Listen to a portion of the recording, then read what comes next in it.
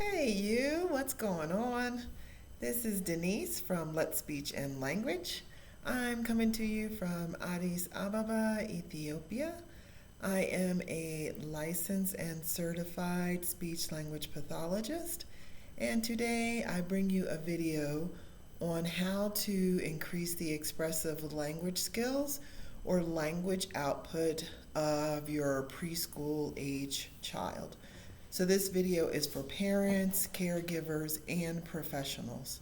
So first, please like, subscribe, and share, and let's get into it. So before I bring you the 4 tips, just generally, anytime we're working with this population, we want to keep it fun. So we're talking about 3, 4, 5-year-old children. So their job right now is to play. And that play is very important because it's going to build a variety of skills, including language skills. So it's going to increase their expressive language skills, so what they're able to say, their language output. It's going to build their receptive language skills, what they understand, their social language skills, and just a variety of language skills that we want them to build. So play is their job. Often people think that, oh, all the speech language pathologist does is play. And that is particularly true for the younger children, for the little bits. But again, this is how they learn. So we want to keep it fun. We want to allow them to play. So tip number 1 is we want to increase joint attention. And this is a whole topic in itself, so I'll do another video about that.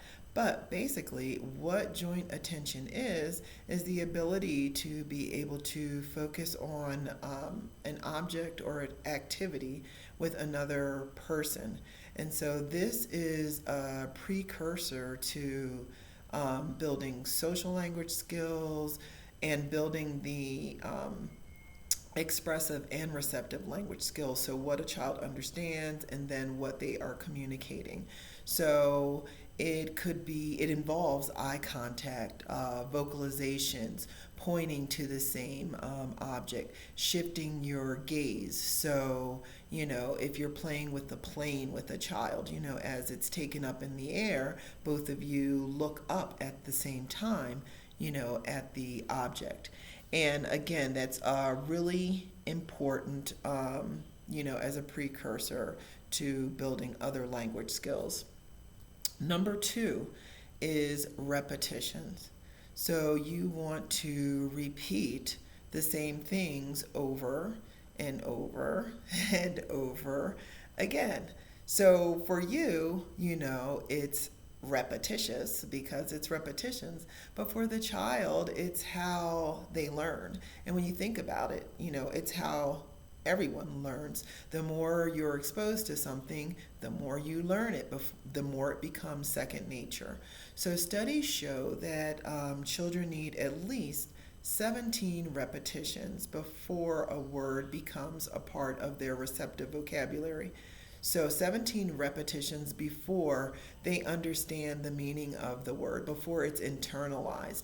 But it takes even more for them to be able to express that language before they're able to say it. So before it becomes a part of their expressive language. So lots and lots and lots of exposures. And if you're not feeling tired of what you're saying, then you are not saying it enough. Number 3, which sort of goes with the repetitions, is modeling. So modeling what you want your child to say. So if they're doing one word, like they are identifying nouns, so they're labeling things, then you want to model extending that. So mommy, oh, mommy coming, or daddy going. So adding, that verb, daddy go, banana, eat banana. So you're going to model these things.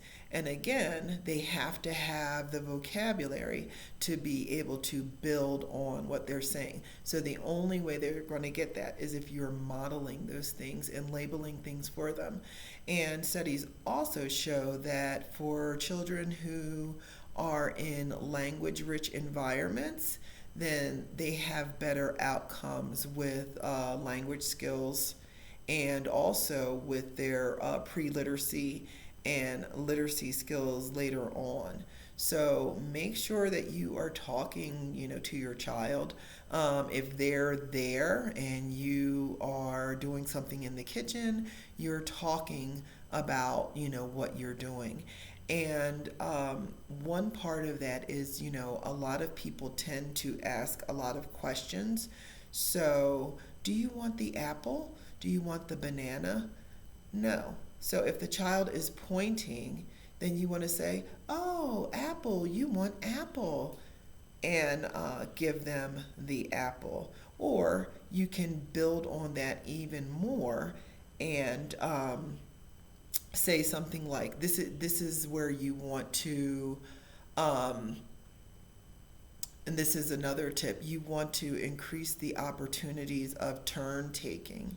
So you want to build on those moments of teaching. So possibly if they're pointing to the apple, you say, oh, banana, you want banana, and you give them the banana, or you act like you're going to give them the banana, and then they refuse. So they shake their head, or they say no, or they cry, depending on what level of communication they're at. And then, okay, so then there's another attempt. If you would have just given them the apple initially, then there would not have been another opportunity for communication.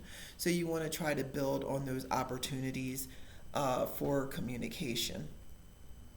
And then that segues into the final one. And certainly when I say final one, I don't mean that these are the only ways to increase communication with your child, but just some quick tips that you can start right now to help them increase their language output. And before I get into that next one, I want you to tell me in the comments, for a child who is 24 months of age, how many words do you think they should be expressing at this point? So again, a child who is 24 months of age, put in the comments how many words they should be expressing. Okay, so for our final one for this video, you want to make sure that you are not anticipating, the needs of your child all the time. So if they have a favorite toy, a favorite snack, a favorite drink, you want to keep it out of their reach so that they have to seek you to communicate what they want. And again, as I just said, if they point to it, then you want to try to push that communication to the next level. So when they point to it, you don't want to just give it to them. You want to maybe say, oh, you want apple. And then, yes, you want apple, and maybe shake your head. And if that is the point where they're at of gesturing and not necessarily language output, then they will do that. But we want to just continually try to extend on their learning. And we don't, again, want to be question heavy. Try to keep it child-centered. So doing things that they want to do, but building language on those activities and keeping it fun. So don't forget to put your answer in the comments, how many words a 24-month-old should have. Like, subscribe, and share. And also in the comments, let me know what you'd like to hear about. Thanks for stopping by, and see you the next time.